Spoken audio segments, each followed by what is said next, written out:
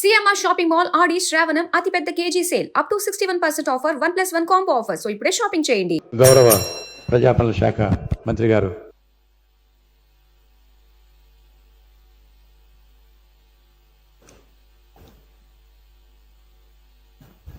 గౌరవ ముఖ్యమంత్రి గారు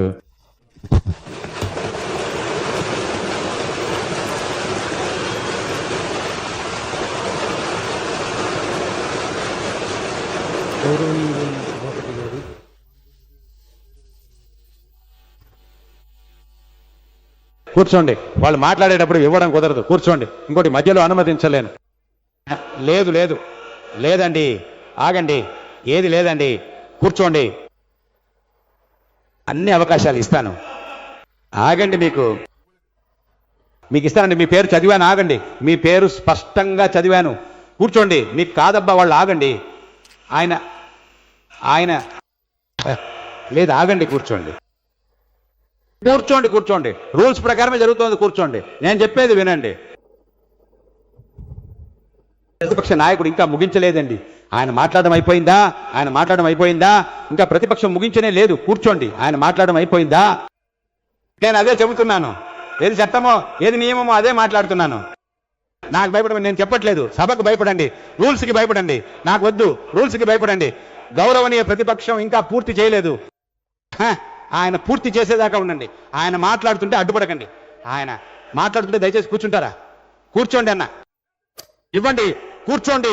పర్మిషన్ ఇస్తాను. సభానాయకుడు గారు మాట్లాడండి. కూర్చోండి, మాట్లాడండి. మీరు చెప్పేది చెప్పండి. అధ్యక్ష, ఒక్క నిమిషం. గౌరవనీయ సభాధ్యక్ష, ప్రతిపక్ష నాయకుడు చెప్పిన దానికోసం లేదు, ఒక్క నిమిషం. ప్రతిపక్ష నాయకుడు ప్రస్తావించిన దానికోసం దానికి జవాబు ఇచ్చాక పద్ధతి ప్రకారం మీకు అవకాశం ఉంటుంది. కాబట్టి అంతలోనే తొందరపడకండి. నేను అదే చెబుతున్నాను. గౌరవనీయ ముఖ్యమంత్రి గారు,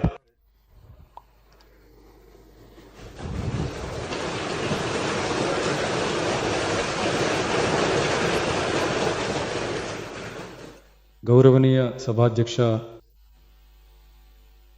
కావేరి విషయంలో ప్రతిపక్షాలు కొన్ని వివరాలు అడిగారు.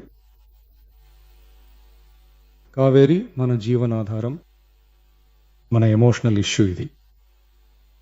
కాబట్టి దాన్ని రాజకీయం చేసే ఉద్దేశం మా ప్రభుత్వానికి అస్సలు లేదు.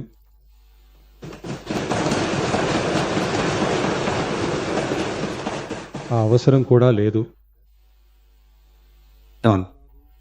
మేకదాటు విషయంలో మనమందరం కలిసే ఉన్నాం. మేము తీర్మానం చేశాం. దాన్ని పర్సనల్ లెటర్గా గౌరవనీయ ప్రధాని గారికి కూడా పంపించాం. మనం అంతటితో ఆగిపోలేదు. రాజ్యసభలో కేంద్ర జల్ శక్తి సహాయ మంత్రి మేకదాటు ఆనకట్ట వివరాలు చెప్పలేదని తెలిసి కావేరి ట్రిబ్యునల్ ఇచ్చిన 2 తీర్పులు మరియు గౌరవనీయ సుప్రీంకోర్టు తీర్పుకు సంబంధించిన రూల్స్ మరియు పేరాలను కోట్ చేస్తూ మేకదాటు ప్రాజెక్టుకు ఎలాంటి చట్టపరమైన అడ్మినిస్ట్రేటివ్ అనుమతులు ఇవ్వకూడదని గౌరవనీయ ప్రధాని గారికి మరుసటి రోజే లెటర్ రాశాము. కావేరీ నీటి పంపిణీలోనైనా మేకదాటు ఆనకట్ట కట్టే ప్రయత్నాలను అడ్డుకోవడంలోనైనా సరే తమిళనాడు హక్కులను మన ప్రభుత్వం అస్సలు వదులుకోదు. అదే మన స్టాండ్. అదే సమయంలో కర్ణాటకలో కొన్ని డ్యాంల నిర్మాణం మొదలైన దాని గురించి ఇదే సభలో 1969లో ఒక చర్చ జరిగింది. అప్పుడు నీటిపారుదల మంత్రిగా ఎవరున్నారు? అప్పుడు డ్యామ్ కట్టనిచ్చింది ఎందుకని అడిగే ఇలాంటి చీప్ పాలిటిక్స్ నేను చేయాలనుకోవట్లేదు. అది మన ఉద్దేశం కాదు.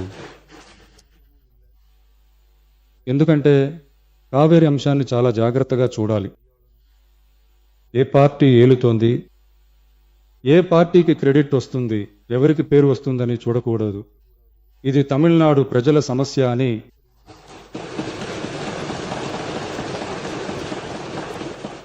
అప్పటి ప్రతిపక్ష నేత కరు తిరుమన్ గారు ఆయన చెప్పినవి ఈ సభలో చెప్పాలనుకుంటున్నాను. కావేరి సమస్యపై ఆ 2 రాష్ట్రాలు కేంద్రం కూర్చుని నిర్ణయం తీసుకోవాలని 1969లోనే ఈ సభలో మాట్లాడారు.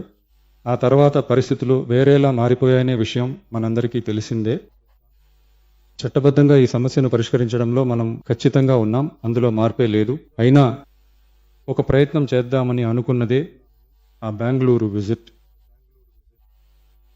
అలాంటి విజిట్ గురించి మొదట ఆలోచించి అడిగింది నేనే. మనం బెంగళూరు వెళ్ళడంపై చాలా ఒపీనియన్స్ వచ్చాయి. మనం వెళ్ళాలనుకోవడానికి కారణం బహుశా ఈ సమస్య పరిష్కారానికి ఒక పాజిటివ్ సైన్ అని, దొరికితే బాగుంటుందనే ఒక ఆలోచనతోనే. ఈ రోజుల్లో శత్రు దేశాలతో మాట్లాడి సమస్యలు తీర్చుకుంటున్నారు. పక్క రాష్ట్రంతో మాట్లాడి చూస్తే ఏమవుతుందని అనుకున్నాను.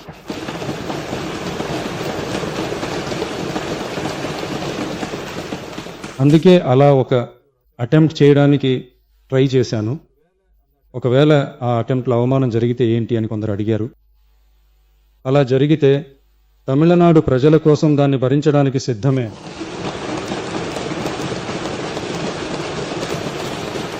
అయినా సరే మన మీద ప్రేమ చూపించిన వారందరికీ నా కృతజ్ఞతలు.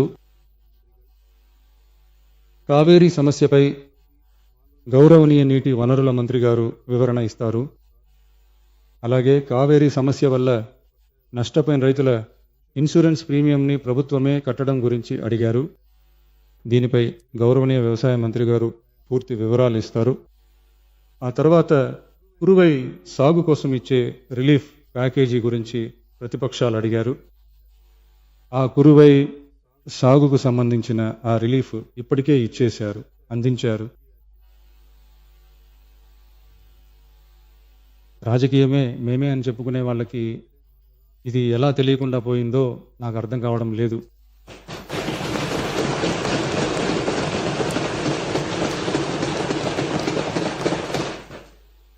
ముందు వెనక పేపర్ చదివి ఉంటే దేశంలో ఏం జరుగుతుందో తెలిసేది.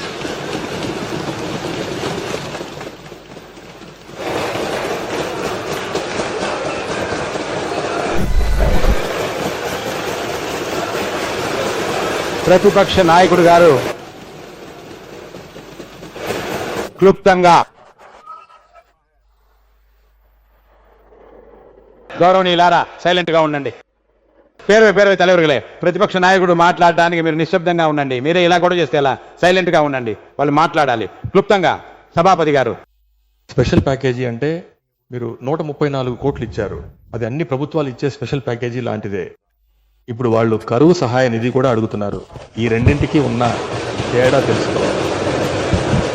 కేవలం రోజు పొద్దున్నే పేపర్ చదివితే సరిపోదు. అక్కడ ఆల్ పార్టీ మీటింగ్ పెట్టి రైతులందరితోనూ మాట్లాడి వాళ్ళ కోరికలు ఏంటో మీరు దయచేసి అడిగి తెలుసుకోవాలి. అదేవిధంగా అబే మనోర్. అయ్యా, వీటన్నింటినీ క్షమించకండి. గౌరవనీయులైన ప్రతిపక్ష నాయకులు ఇప్పుడే కరువు నివారణ గురించి చెప్పారు. సెప్టెంబర్ ఎండ్ వరకు చూశాకే కరువు నివారణ పనులు చేయడం అలవాటు. అందుకే ఆ విషయం చెప్పాలనుకుంటున్నాను. అలా ఏమీ లేదు సార్. గౌరవనీయులైన ప్రతిపక్ష నాయకులు స్పీకర్ గారు వారిని మాట్లాడివ్వండి. మీరు ఎలా చేస్తే ఎలా? మీరు గౌరవనీయులైన ప్రతిపక్ష నాయకులు గారు క్లుప్తంగా ముగించండి. మేము మళ్ళీ అడుగుతున్నది కర్ణాటక గురించి.